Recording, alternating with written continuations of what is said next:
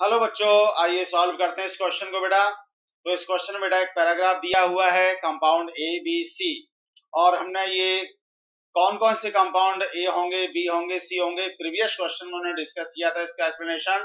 तो आइए यहाँ पर जो कंपाउंड सी बनता है वो बेटा होता है हमारा boric acid, BOH whole thrice. Compound जो सी बनता है वो बोरिक एसिड होता है, BOH होल थ्राइस, यानी कि H3BO3। तो क्वेश्चन देखें यहाँ पर क्या दिया हुआ है।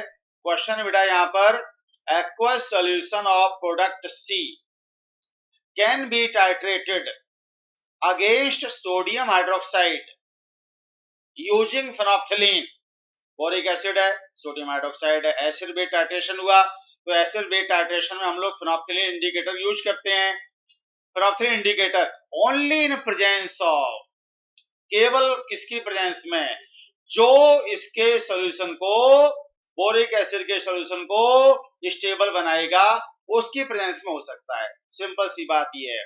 और इसके एक्वस सॉल्यूशन को जो स्टेबल बनाने वाला कंपाउंड है इनमें से, वो बेटा ये है इथाइलिन 1,2-डाइऑल, और वो भी कौन सा, सिस वाला, सिस इथेन 1,2-डाइऑल, ये वाला।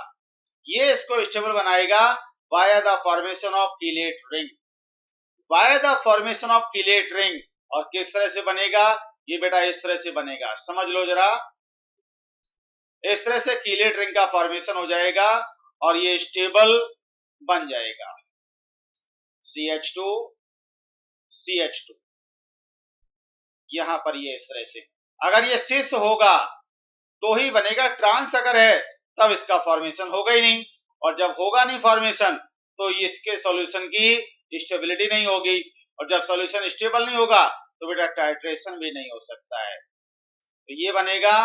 अब इसमें दो कीलेट रिंग का फॉर्मेशन हो गया, बोरॉन पर नेगेटिव चार्ज है, नेगेटिव चार्ज है, ठीक है बेटा। तो ये दो कीलेट रिंग, एक ये दूसरी ये, तो यहाँ पर ये कीलेट रिंग वाला एक कॉम्प्लेक्स बन जाता है। इस कॉम्प्लेक्स के फॉर्मेशन की वजह से बोरिक एसिड का जो एक्वस सॉल्यूशन है वो स्टेबल हो जाता है और हम टाइट्रेशन इसका कर सकते हैं।